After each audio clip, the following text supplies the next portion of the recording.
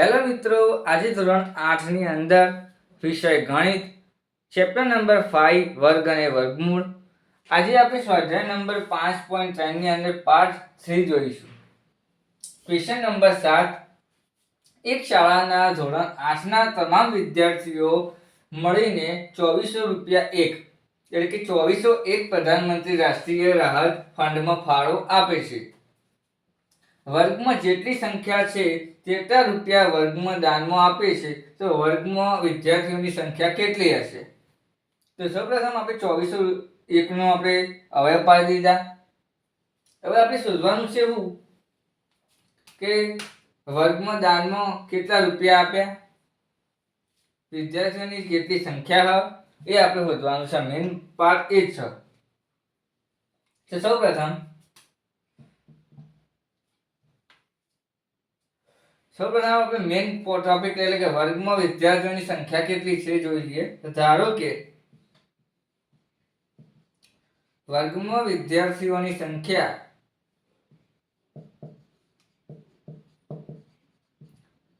x છે, ધારો કે આપણે ધારી દઈએ. પછી હવે આપણે જોઈશું દાનમાં કેટલા રૂપિયા આલે એ આપણને ધારવાનું થશે ને. તો વિદ્યાર્થીઓએ દાનમાં આપેલી રકમ બરાબર x રૂપિયા છે, ધારો કે આ બે ધારી દીધા. હવે આગળ જોઈશું. હવે આપણે જોઈશું ભેગો થયેલો કુલ ફાળો બરાબર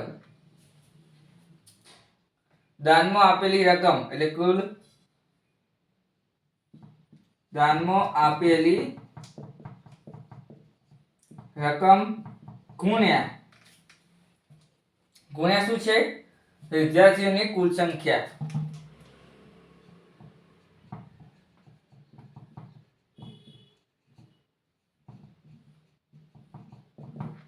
હું શોર્ટ ફોર્મમાં લખું છું. પહેલા આપણે શું ધાર્યું? વિદ્યાર્થીઓની સંખ્યા છે x, ધારો કે વિદ્યાર્થીઓ દાનમાં આપેલી રકમ છે x રૂપિયા છે.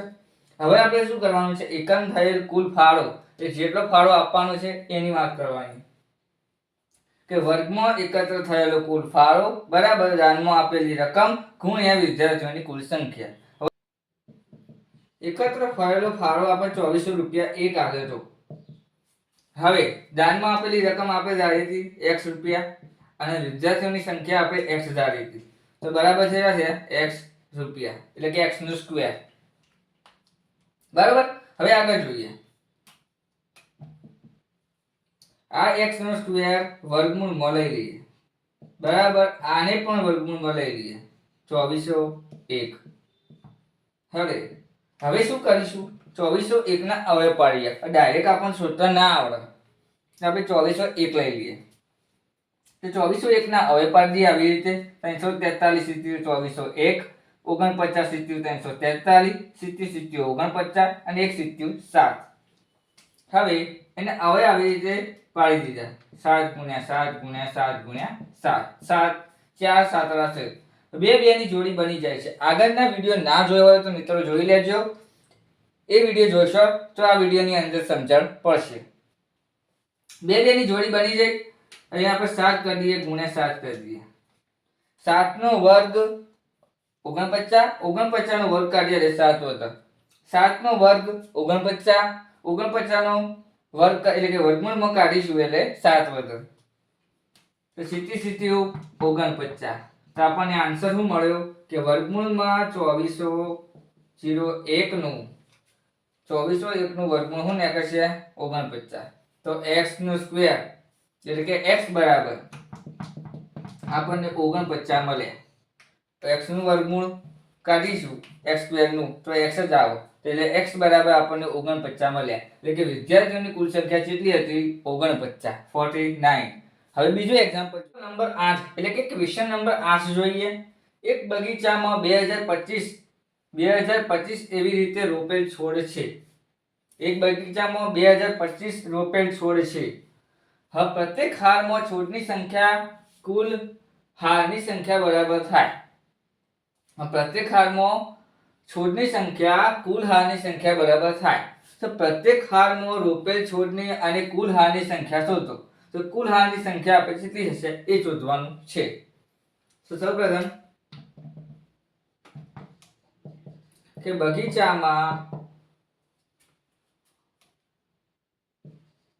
છોડના હારની સંખ્યા ધારો કે આપણને શોધવા આપેલી છે x છે, ધારો કે એવું લખી દઈએ બગીચામાં છોડના હારની સંખ્યા x છે એવું ધારી દેવાનું। હવે કીધું છે કે પ્રત્યેક હારમાં આપણે રોપેલ છોડ એ પણ શોધવાનું, તો એને પણ આપણે x તરીકે ધારી કે હારમાં છોડની સંખ્યા x છે એ પણ x તરીકે ધારી દીધો। હવે આપણે જોઈશું કુલ રોપેલા છોડની સંખ્યા કેટલી આપેલી છે x ગુણ્યા x। કેવી રીતે? તો બગીચાના છોડની હારની સંખ્યા x, હારમાંના છોડની સંખ્યા x, તો x ને x સ્ક્વેર છે ને। હવે આપણને શું આપેલું છે કે બગીચામાં 2025 માં રોપેલ છોડ હારની સંખ્યા આપેલી છે, એટલે કે બગીચાના છોડની સંખ્યા આપણને 2025 આપેલી છે, એને આપણે વિસ્તારપૂર્વક હવે પાડી દીધા। હવે આને આપણે x સ્ક્વેર આવ્યો, આપણે કુલ રોપેલા છોડની સંખ્યા x બરાબર x સ્ક્વેર આવ્યો, બરાબર મળ્યો x સ્ક્વેર, અને આ 2025 એ બગીચાના છોડની સંખ્યા આપેલી છે, બરાબર। 2025 ના હવે વિસ્તારપૂર્વક પાડી દીધા। 625 તારી 2025, 225 તારી 625, 75 તારી 225 અને 25 તારી 75 અને પાયો 25 1 25 5 એવી રીતે। હવે આનો વર્ગમૂળ કરી દઈશું x નો સ્ક્વેર 2025 ના। હવે આપણે જાણીએ છીએ 3 ગુણ્યા 3 ગુણ્યા